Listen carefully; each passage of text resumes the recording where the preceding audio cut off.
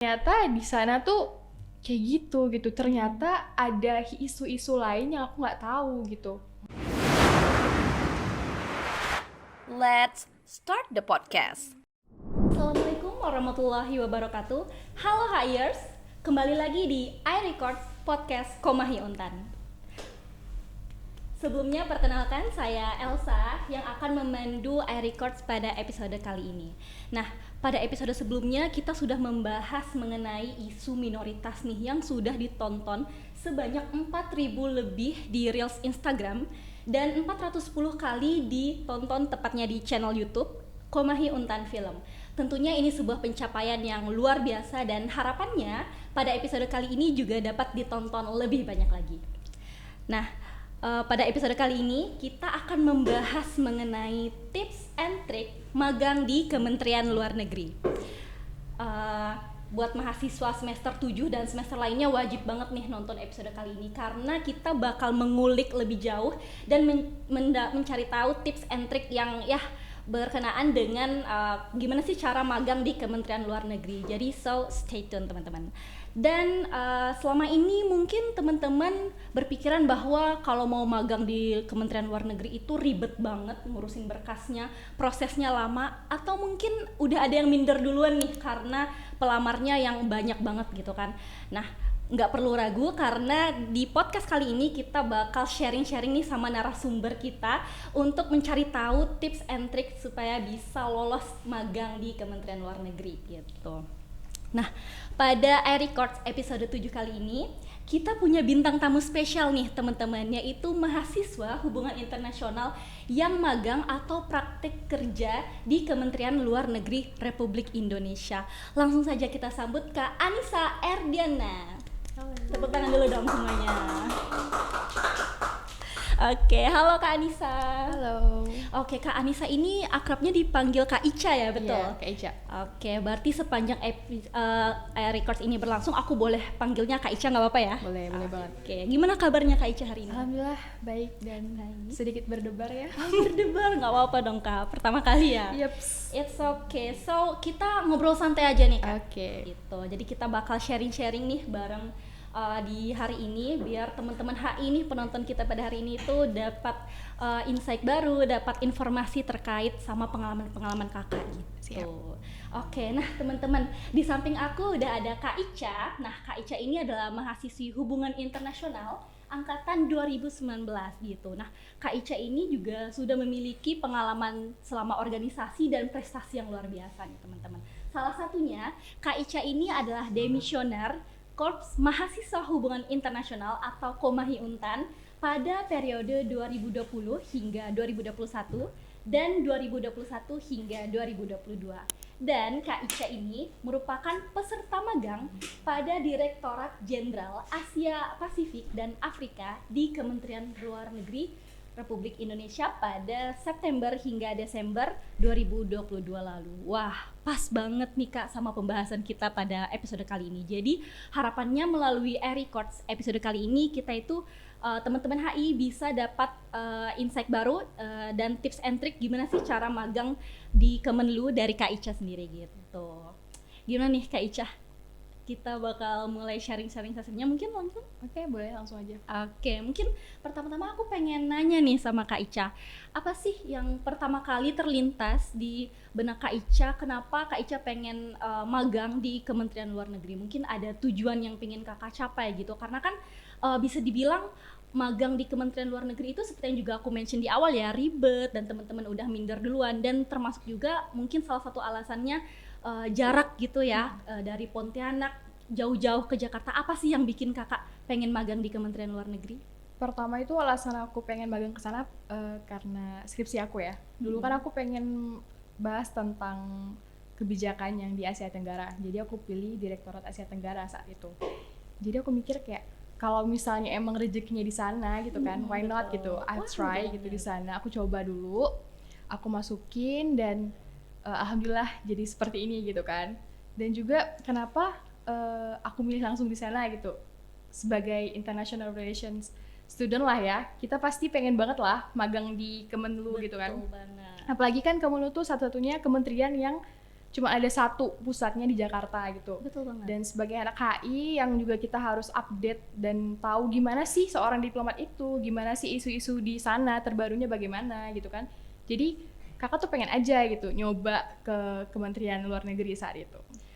Oke gitu ya, jadi emang relate gitu ya sama background sebagai anak HI nih. Emang ya kita sebagai anak HI tuh pasti emang impiannya gitu ya kak ya, magang di Kementerian Luar Negeri, kerja nanti di Kementerian Luar Negeri, dan rezekinya alhamdulillah Kak Ica lolos gitu ya, magang di Kementerian Luar Negeri gitu teman-teman. Nah mungkin kakak boleh sharing dong, kakak tahu tentang program magang di Kementerian Luar Negeri ini dari mana gitu? Mungkin biar teman-teman bisa langsung ancang-ancang research dari sekarang gitu. Sebenarnya kemarin nggak aware ya ada ini gitu. Wah gitu. Tapi karena aku mikir kan ini jauh gitu. Dan aku mikir ya udah di sini ikutin aja. Tapi kemarin teman kan udah ada yang duluan ke kementerian. Oh iya gitu. Jadi kayak aku mikir ya why not gitu. Kenapa aku nggak coba gitu kan? Jadi aku coba masukin ke sana. Dan pas lihat lagi itu sekitar bulan Juli atau Juni gitu kan, itu kayaknya anak-anak pemagang masih nggak terlalu rame kayaknya ya, karena yang seperti yang aku lihat di sosial medianya kayaknya nggak terlalu rame. Jadi ya udah kenapa nggak coba aja gitu, siapa tahu di sana itu lagi nggak terlalu banyak nerima anak magang gitu, karena kan kemarin periodenya tuh mereka tuh pas kita lagi semester 5 sama semester 6. Oh gitu, ada periodenya gitu ya Kak ya? Kebanyakan kayak gitu. Iya. Tapi sebenarnya kalau lihat dari pas nyampe ke sana sih sebenarnya sama-sama aja sih, tergantung dari gimana direktoratnya nerima atau enggak gitu. Oh iya. Jadi emang balik lagi ke instansi terkaitnya ya. Yang penting sebenarnya itu kita update ya. Karena kan Kak Ica juga dari update dan juga ngelihat situasi, mengambil kesempatan yang ada gitu ya, akhirnya dapat gitu. Nah bisa jadi nih tips buat teman-teman. Jadi emang dari sekarang udah boleh research tuh, apalagi yang udah mulai menginjak semester 7 ya, semester atas, atau mungkin dari teman-teman yang masih semester awal-awal nih tapi udah punya rencana pengen magang di Kemenlu gitu ya contohnya. Nah udah boleh tuh research dari sekarang, ambil ancang-ancang dari sekarang gitu, seperti Kak Ica gitu. Nah teman-teman kita juga pasti pengen tahu nih Kak, tadi kan kalau soal cari infonya, sekarang cara apply-nya tuh Kak gimana tuh Kak kemarin? Pertama aku cari apply-nya nyari email dulu ya pasti, karena di laman pertama itu email yang ada cuman untuk Kemenlu. Karena kalau misalnya kita langsung ke Kemenlu itu kayaknya ada susah ya. Jadi pertama aku cari dulu direktorat yang pengen siapa sih direktorat yang pengen aku apply gitu. Aku pengen di Direktorat Aspasaf dan ngambil di Direktorat Asia Tenggara.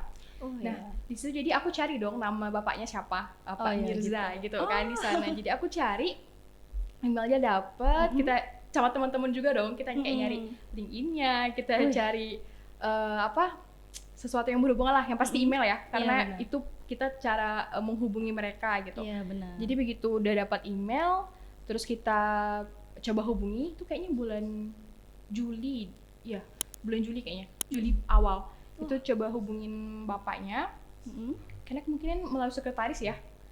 Kemudian sudah kita hubungin, pertama pastinya kita ngurus dulu di kampus, karena kan itu kita perlu surat permohonan magang ya dari ibu jurusan.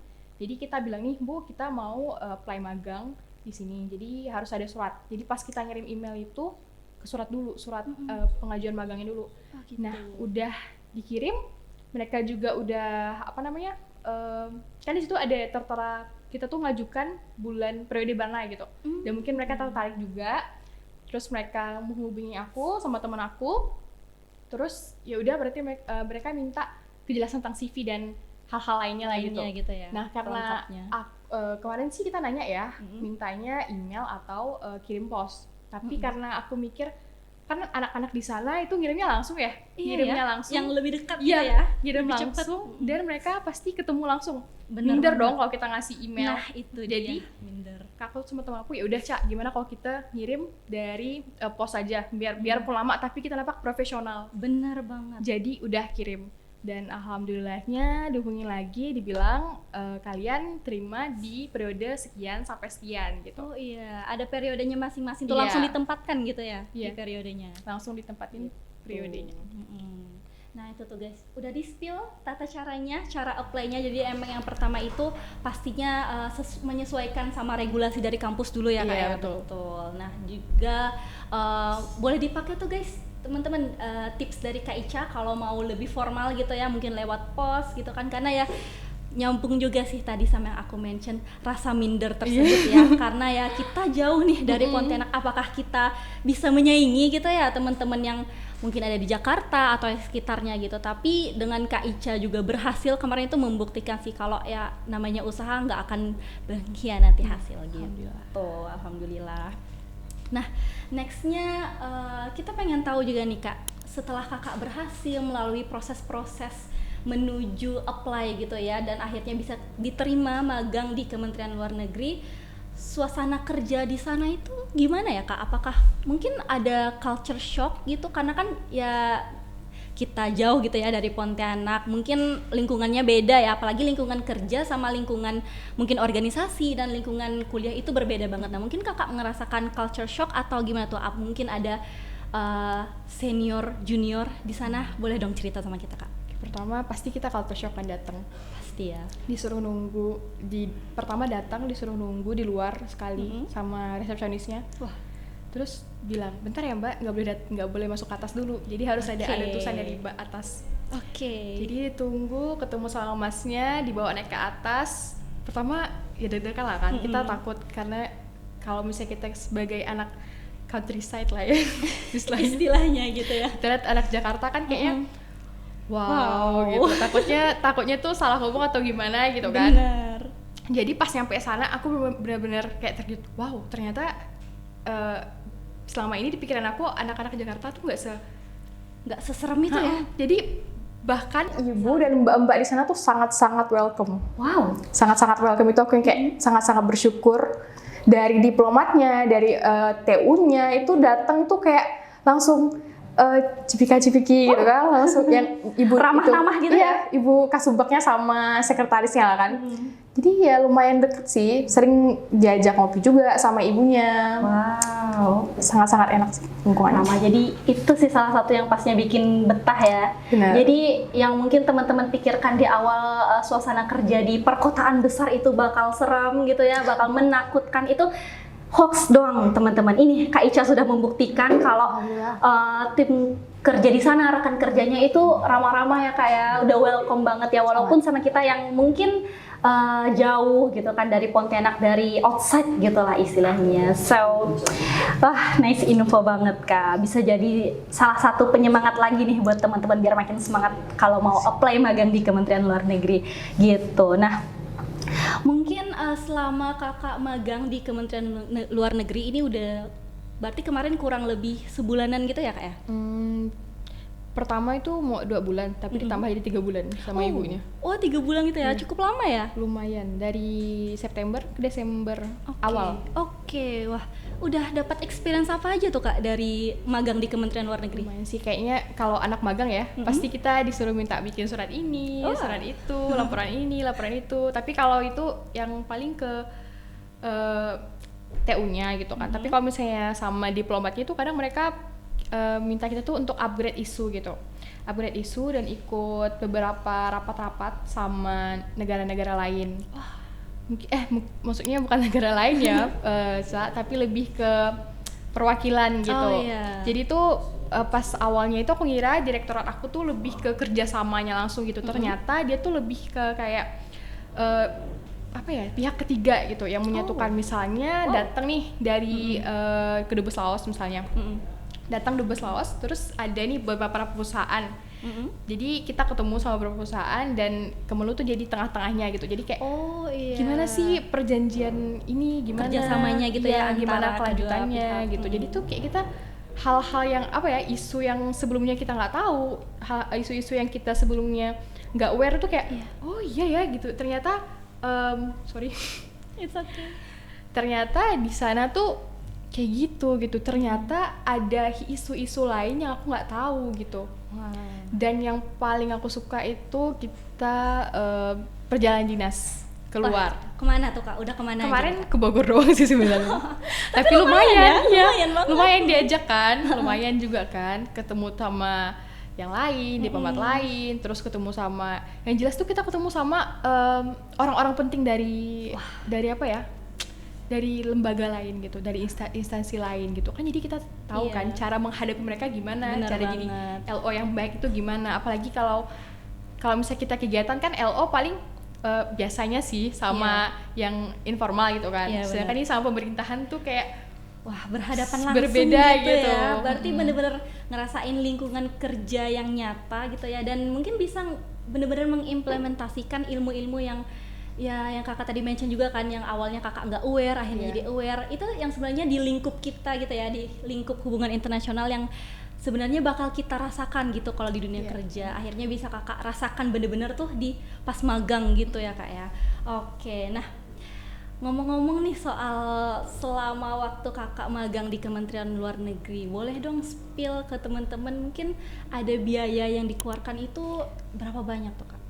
Kalau kemarin biaya pulang perginya kayaknya biasa lah, harganya berapa ya kemarin? 800-an gitu. Oke. Untuk transportasi Pontianak Jakartanya ya? Terus untuk penginapan kan, penginapan tinggal kos, di sana. maksudnya kos ya.